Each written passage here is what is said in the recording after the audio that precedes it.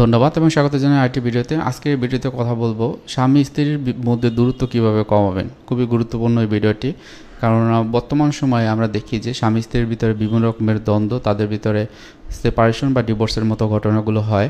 আমরা জানি যে ঢাকাতে বর্তমানে প্রতি ঘন্টায় প্রায় 40টির মতো ডিভোর্স হয় এবং এর প্রধান এবং মূল যে কারণটি সেটি হলো নিজেদের ভিতরে দূরত্ব হওয়া। এবং এই বিষয়টাই সচেতনতা বোধ তৈরি করার জন্য আজকের এই ভিডিওটি। আমি কাউন্সিলিং সাইকোলজিস্ট আসাদুজ্জামান রাজু, বর্তমানে প্র্যাকটিস করছি পাইনাল মেন্টাল হেলথ কেয়ার সেন্টার, যেটি মিরপুর 2 অবস্থিত। খুবই গুরুত্বপূর্ণ বিষয়টি এই কারণে, কারণ বিয়ে হচ্ছে একটা সামাজিক বন্ধন, একটা নিজেদের ভিতরে আত্মার বন্ধন। সুতরাং নতুন একটা পরিবেশে এসে এখানে নিজেদের ভিতরে যে শেয়ারিংটি, নিজেদের ভিতরে যে অজানাকে জানা, নিজেদের ভিতরে কেয়ারিংয়ের জায়গা, সবগুলো কিন্তু এখানে প্রকাশ পায়। তাহলে এই প্রকাশ পাওয়ার ক্ষেত্রেও অনেক সময় দেখা যায় যে ভুলভাবে অথবা না জেনেই কিন্তু আমরা অনেক রকমের কাজ করে ফেলি, যেটি নিজেদের মধ্যে একটা পার্থক্য তৈরি করে। সো এই পার্থক্যের ক্ষেত্রে আপনি কী করতে পারেন? প্রথমে যে বিষয়টি সেটা হলো, বিয়ে হয়ে গেছে তার মানে এই নয় যে আপনারা শুধুমাত্র আপনাদের যে বায়োলজিক্যাল নিড বা অন্যান্য যে বিষয়গুলো সেগুলোই আপনারা পূরণ করবেন। তাছাড়া এক্সট্রা কিছু বিষয় থাকে যেটা আপনারা একটু ইনিশিয়েটিভ নিয়ে আপনারা করবেন। যেমন প্রায় ঘুরতে যাওয়া, আপনারা একটু বিভিন্ন জায়গাতে আপনারা ঘুরতে যেতে পারেন, হয়তো বা শর্ট ট্যুরে অথবা লং ট্যুরে আপনারা যেতে পারেন। সেটি হতে পারে প্রতি সপ্তাহে অন্তত ছোট করে, অথবা প্রতি মাসে একটু বড় করে, অথবা প্রতি বছরে আরও একটু বেশি বড় করে। সো এটা আপনারা করতে পারেন। এটার ক্ষেত্রে কিন্তু খুব বেশি সমস্যা হয় না। একটু লং ট্যুরে গেলে দেখা যাবে যে হয়তো বা প্রতি বছরে অর্থাৎ 365 দিনে হয়তো বা আপনারা 12 বার গেলেন। সো এটা আপনারা করতে পারেন। এরপরে হচ্ছে যে খুবই গুরুত্বপূর্ণ যে বিষয়টি সেটা হলো, স্ত্রী আপনার হয়তো বাসাতে থাকে, তার হয়তোবা যদি কোনো অ্যাক্টিভিটি থাকে বা কোনো কাজ থাকে সেগুলো সে করে থাকে, যদি না থাকে সেক্ষেত্রে কিন্তু একাই থাকে। সুতরাং তার আগের যে একটা সমাজ ব্যবস্থা বা সে যেখানে তার বিচরণ ছিল, সেই বিচরণ থেকে কিন্তু এখন কিন্তু সে অন্য একটা পরিবেশে চলে আসছে। তো ওই জায়গাটাতে তার মন খারাপ হওয়ার কিন্তু সম্ভাবনা বেশি থাকে। সেক্ষেত্রে তাকে একটু কেয়ারিং করা, তার জন্য কিছু উপহার আপনি নিয়ে আসতে পারেন। যখন বাসার বাইরে গেলেন, হয়তো বা অনেক টাকা পয়সার বা অনেক বড় কোনো উপহার কিন্তু হয়তো বা তারা চায় না, ছোট ছোট কিছু উপহার সেটি আপনি নিয়ে আসতে পারেন। প্রতিদিন যখন বাসা থেকে আসলেন, বাসাতে ফিরে আসলেন, তখন কিন্তু আপনারা করতে পারেন। মাঝে মাঝে দেখা যায় যে এই যে বিষয়টি ওয়াইফের ক্ষেত্রেও, যে সে হয়তো বা তার বাসাতে যখন থাকে তার সময়টা হয়তো বা নতুন কিছু জানার মাধ্যমে বা কোনো কিছু তৈরি করার মাধ্যমে সে কিন্তু তার সময়টা কিন্তু কাটাতে পারে। নতুন কিছু রান্না বাড়া শেখা বা কিছু নতুন আইটেম, রান্নার আইটেম ইউটিউব অথবা গুগলের মাধ্যমে শিখে সেটি করতে পারেন। এর মাধ্যমে যেটি হবে, আপনার হাজব্যান্ড যখন বাসাতে আসবে তখন কিন্তু তার ভিতরে একটা তৃপ্তি কাজ করবে, তার ভিতরে হয়তো বা সেই ক্লান্ত যে বোধটি সেটি থাকবে না। সো এটা আপনি করতে পারেন আপনার জায়গা থেকে। অনেক ক্ষেত্রে দেখা যায় নিজেদের ভিতরে বিভিন্ন রকমের মন খারাপের জায়গা তৈরি হয় এবং হয়তোবা মনে হয় যে এই কথাগুলো আর বলবো না, বলে কি হবে, এটা তো আসলে শুধরাবে না। কিন্তু এই ব্যাপারটি এইভাবে চিন্তা না করে বরং ওপেননেস দেওয়া, মনের কথাগুলো একে অপরের উপরে জানানো। যদি এমন হয় আপনারা যদি জানাতে পারছেন না, সেক্ষেত্রে অন্তত একটা ছোটো করে একটা চিঠি লিখে সেই চিঠিটি কিন্তু আপনি তাকে দিতে পারেন। এবং এর পরবর্তী যে জিনিসটি সেটা হলো স্ত্রীর মতামতকে গুরুত্ব দেওয়া। অনেকের ক্ষেত্রেই বর্তমানে আমরা দেখি যে স্ত্রীকে বেশি গুরুত্ব দেয় না, তার কথাবার্তা বা তার কোনো একটা সিদ্ধান্তের ক্ষেত্রে তার মতামত নেয় না। এর ক্ষেত্রে যেটি হয়, এটা কিন্তু খুব খারাপ একটা অবস্থা তৈরি করে। হয়তোবা ওই স্ত্রী হয়তোবা 1 দিন 2 দিন 3 দিন দেখছে, একটা সময় তার ভিতরে ক্ষোভ কাজ করে, একটা সময় বিরক্তিবোধ হয়, একটা সময় রাগ হয়। এরপর কিন্তু দেখা যায় যে সে এটা আউটবাস্ট করে ফেলে অন্যভাবে। তো এই জায়গাগুলোতে তার কোনো একটা সিদ্ধান্ত নেওয়ার ক্ষেত্রে তার সাথে কথা বলা, একত্রে সিদ্ধান্ত নেওয়া খুব ভালো একটা ওয়ে হতে পারে এই জায়গাটাতে। অনেক ক্ষেত্রে যেটা হয় যে হাজব্যান্ড হলো বাইরে চলে গেছে, সে এই যে বাইরে গেছে বিভিন্ন কাজে এত অ্যাটাচড হয়ে গেছে, নিজেকে ইনভলভ করে ফেলেছে, এখন তারা ওয়াইফ যে বাসাতে আছে তাকে খোঁজ আর নেওয়া হচ্ছে না। তো সেই ক্ষেত্রে হয়তো একটু মেসেজ দেওয়া, আপনি যখন ফ্রি থাকবেন, বা একটু ফোন দিয়ে জিজ্ঞাসা করা সে বর্তমানে কী করছে, তার সময়টা কিভাবে যাচ্ছে, তার বর্তমানে কেমন অনুভব হচ্ছে, বা গতকালের যে ঘটনার একটা ঘটনা একটু শেয়ার করতে পারেন। খুবই এই যে ছোট ছোট বিষয়গুলো একটু যদি শেয়ার করেন নিজেদের ভিতরে, সেক্ষেত্রে কিন্তু তার ভিতরে খুব ভালো কাজ করতে পারে। এক্ষেত্রে অবশ্যই কোনো সময়টা আপনার জন্য অ্যাপ্রোপ্রিয়েট, কোন সময় কথা বলতে পারবেন, আপনার সব কিছু ম্যানেজ করে তারপরে কিন্তু এটা আপনি করতে পারবেন। এরপর ধর্মীয় বিষয়টি খুবই গুরুত্বপূর্ণ। যে জায়গাতে যে থাকেন না কেন, যেই ধর্মই পালন করেন না কেন, আপনার ধর্মীয় রীতিনীতিগুলো যদি মেনে চলেন, তাহলে দেখবেন কিন্তু নিজের ভিতরে একটা শান্তি কাজ করবে। সো এটি একজনে যদি প্র্যাকটিস করেন, অন্যজনকে প্র্যাকটিস করার জন্য আহ্বান করতে পারেন, কিন্তু সে যদি এটার প্রতি অনিচ্ছা পোষণ করে, সেক্ষেত্রে আপনি যদি এই বিষয়টা নিয়ে আরও বেশি আগ্রহ প্রকাশ করেন, সেক্ষেত্রে কিন্তু একটা দ্বন্দ্ব হতে পারে। সুতরাং এই জায়গাগুলোতে সমঝোতার জায়গা তৈরি করা প্রকৃতপক্ষে কিন্তু আমরা যেটা বলি যে ধর্মকর্ম পালন করা কিন্তু আমাদের মনের ভিতরে একটা সন্তুষ্টি কাজ করে, একটা ভালো লাগা কাজ করে। অনেক ক্ষেত্রে দেখা যায় যে অফিসে যদি কোনো কাজ থাকে, সেই কাজটি হয়তো বা সে যখন বাসাতে চলে আসে তখনও কিন্তু সে বাসার কাজটি বাসায় সেই কাজগুলো করে থাকে। সেক্ষেত্রে অফিসের কাজগুলো অফিসে রেখে বাসার কাজ যখন থাকবে তখন বাসার কাজে মনোযোগ দেওয়া খুবই গুরুত্বপূর্ণ। অনেক সময় দেখা যায় বর্তমান সমাজ ব্যবস্থায় মেয়েরা যখন বাইরে কাজ করে, সেই ক্ষেত্রে কিন্তু তারা বাইরের যে হয়তো বা অফিসের যে কাজগুলো, সেই অফিসের ফাইলটি অথবা কোনো একটা প্রজেক্টের যে অ্যাসাইনমেন্ট, সেটি কিন্তু বাসাতে এসে করে। তো সেই ক্ষেত্রে অন্তত আপনার পার্টনার যিনি থাকবেন তাকে একটু সচেতন করা, তার কাছ থেকে একটু অনুমতি নেওয়া যে আমার এই কাজটি খুবই গুরুত্বপূর্ণ, আমি করতে চাচ্ছি এই টাইমটায়। হ্যাঁ, সো এইভাবে কিন্তু করা যেতে পারে। আবার দেখা যায় এই সময়টা যদি বাচ্চা থাকে, সেক্ষেত্রে বাচ্চার একটা যত্ন নেওয়া খুবই গুরুত্বপূর্ণ। প্রতিদিন কমপক্ষে 1 ঘন্টা রাখবেন, যারা হাজব্যান্ড রয়েছেন তাদের উদ্দেশ্যে বলছি, এই 1 ঘন্টা ওই বাচ্চাকে দিতে পারেন, তার কথাগুলো শোনা। কারণ কি, এইখানে যদি আপনার বাচ্চাটা কোনোভাবে একটু প্রবলেম হয়, তার সেক্ষেত্রে কিন্তু আপনার নিজেদের ভিতরে এই যে সমস্যা বা কষ্টের বিষয়গুলো কিন্তু চলে আসে। সুতরাং তাকে একটু সময় দেওয়া খুবই গুরুত্বপূর্ণ। এটা মনে রাখবেন যে স্বামী স্ত্রীর সম্পর্কটা কিন্তু একটা সম্মানের জায়গা, একটা শ্রদ্ধার জায়গা।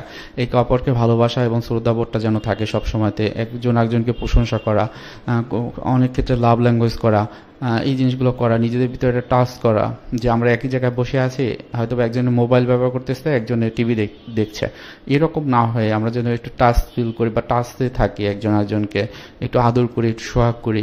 কারণ এই যে সময়টা কিন্তু এই সময়টাই, হ্যাঁ, যেটা হয়তো বা বিয়ের আগে এটা সম্ভব ছিল না, আপনি আইনগতভাবে করতে পারতেন না, বা আপনার এটা আপনার জন্য পরিবার থেকে কিন্তু অ্যালাউ করতো না। সো এখন এই সময়টা এসেছে, এই জায়গাটা একটু অ্যাপ্লাই করতে পারেন।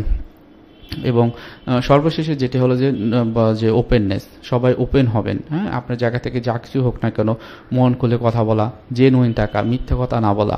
হয়তোবা এই প্র্যাকটিসগুলো যদি করতে পারেন, প্রথম দিকে হয়তোবা কিছু প্রবলেম হবে, সেই প্রবলেমে কিন্তু যত সামনে যাবে দেখবেন প্রবলেম হিসেবে আর কাজ করবে না।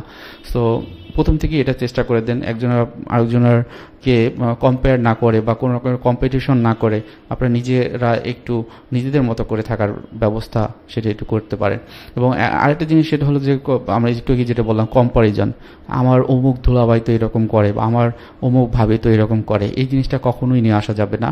কারণ তাদের পার্সপেক্টিভটা অন্য, তাদের ফ্যামিলি মেম্বার, তাদের মন মানসিকতা আলাদা আলাদা, তাদের অ্যাক্টিভিটি আলাদাভাবে হতে পারে। বরং আপনারা যখন যেই জায়গাটাতে আছেন, সেই জায়গাটাতে আসলে আপনার কী করণীয়, কোন জায়গাগুলো কি করতে পারেন, সেই জায়গাগুলো আপনারা করবেন।